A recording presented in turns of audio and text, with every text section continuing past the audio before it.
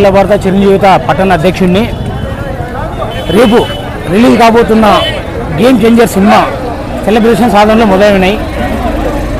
దాదాపు రంగస్థలం సినిమా తర్వాత రామ్ చరణ్ గారు నటించిన సోలో సినిమా కాబట్టి ఆయనకు ముందు RRR తర్వాత గ్లోబల్ స్టార్ అనే హ్యాష్ ట్యాగ్ వచ్చింది కదా.